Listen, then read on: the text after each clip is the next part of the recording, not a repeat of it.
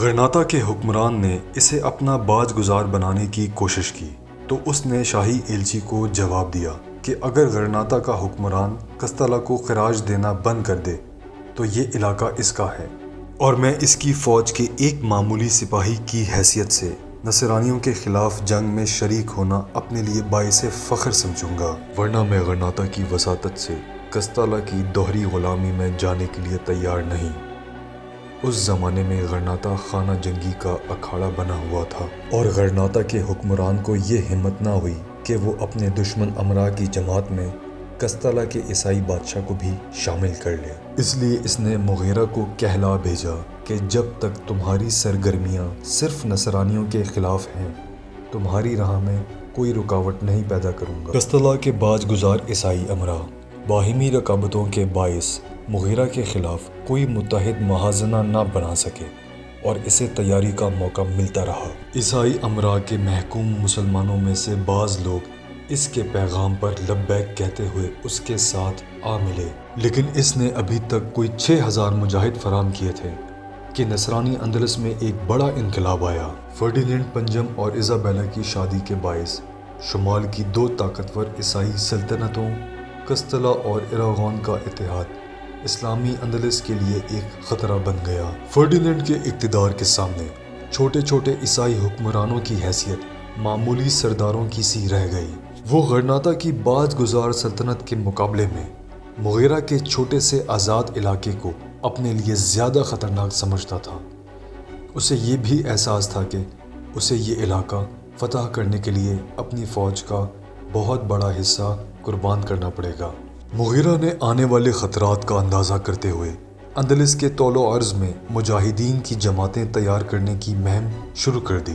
اس نے آزاد علاقے کی حفاظت اپنے ایک نائب کے سپرد کر دی اور ایک معمولی تاجر کے بھیس میں اندلس کے بڑے بڑے شہروں کا دورہ کیا۔ قرطبہ، اشبیلیہ اور دوسرے شہروں کے ان مسلمانوں نے جن کی روح غلامی کی زنجیروں میں پھڑپڑا رہی تھی اس کے ہاتھ پر جہاد کی بیعت کی اور اسے یقین دلایا کہ وقت آنے پر وہ اپنے اپنے شہر میں بغاوت کا جھنڈا بلند کر دیں گے۔ تاہم مغیرہ نے یہ محسوس کیا کہ ایک طویل عرصہ غلامی کے بعد نصرانی اندلس میں بہت کم ایسے مسلمان رہ گئے ہیں جو اسلام کے لیے زندہ رہنا اور اسلام کے لیے مرنا چاہتے ہیں۔ مسلمانوں کو ان کے اسلاف کے دین سے بیگانہ کرنے کے لیے جو حرب عیسائی حکمران استعمال کر چکے تھے وہ کافی حد تک کامیاب تھے اور اب فرڈینینڈ کے عہد حکومت میں انہیں مرتد بنانے کے طریقے پر زیادہ شدت کے ساتھ عمل ہو رہا تھا۔ مسلمانوں کی درس گاہوں میں عربی زبان ممنوع قرار دے دی گئی تھی،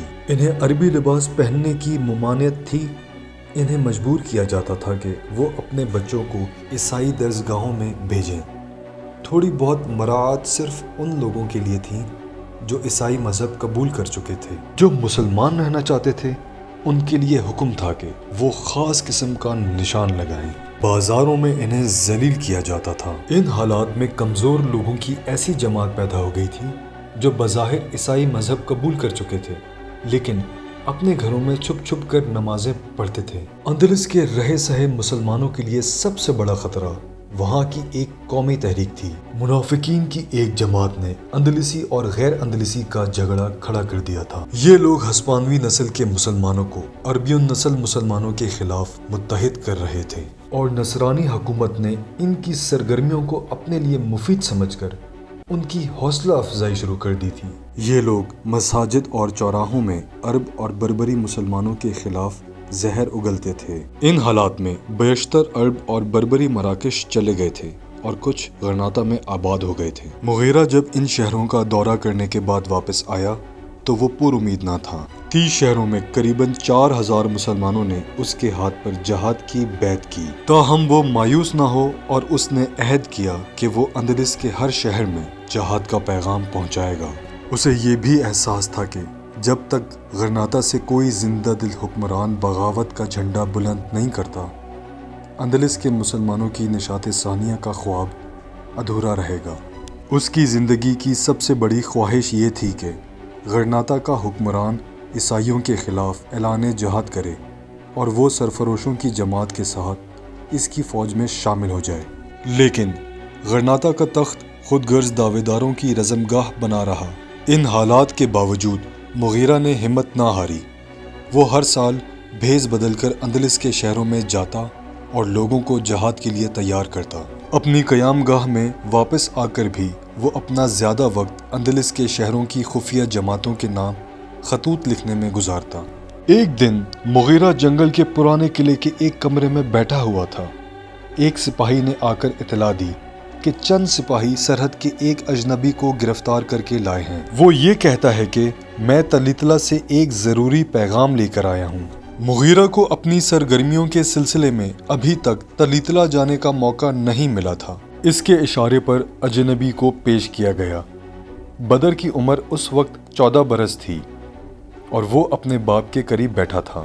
اجنبی نے کمرے میں داخل ہو کر ادھر ادھر دیکھا اور کہا، میں آپ کے ساتھ تنہائی میں چند باتیں کرنا چاہتا ہوں۔ مغیرہ نے سپاہی کو باہر جانے کا اشارہ کرتے ہوئے کہا، ہاں کہو۔ اجنبی نے جواب طلب نگاہوں سے بدر کی طرف دیکھا تو مغیرہ نے کہا، اس کے متعلق تمہیں پریشان ہونے کی ضرورت نہیں، یہ میرا بیٹا ہے۔ اجنبی نے اپنی جیب سے ایک خط نکال کر مغیرہ کو پیش کرتے ہوئے کہا، اسے پڑھ لیجئے۔ طویل مراسلہ پڑھنے کے بعد مغیرہ سوچ میں پڑ گیا۔ اس کے کانوں میں مراسلے کے آخری الفاظ گونج رہے تھے، طلیطلہ میں 10,000 سرفروش آپ کے منتظر ہیں۔ میں حیران ہوں کہ آپ نے اس شہر کو اب تک کیوں نظر انداز رکھا ہے۔ طلیطلہ کے مسلمان اندلس کے باقی تمام شہروں کے مسلمانوں سے زیادہ مظلوم ہیں، اور ان میں ہزاروں ایسے ہیں جو ظلم کے بوجھ تلے سسک سسک کر جان دینے کے بجائے آپ کے جھنڈے تلے بہادری کی موت کو ترجیح دیں گے۔ مغیرہ نے ایلچی کی طرف غور سے دیکھتے ہوئے کہا، جاؤ ان سے کہو کہ میں آؤں گا، بہت جلد آؤں گا۔ اس کے بعد مغیرہ نے چند سپاہیوں کو بلا کر حکم دیا کہ وہ ایلچی کو حفاظت کے ساتھ سرحد کے پار پہنچا دیں۔ رات کے تیسرے پہر مغیرہ اپنے بستر سے اٹھ کر ایک راہب کا بھیس بدل رہا تھا۔ ایک سپاہی نے کمرے میں آ کر اطلاع دی کہ آپ کا گھوڑا تیار ہے۔ مغیرہ نے کہا، میں ابھی آتا ہوں۔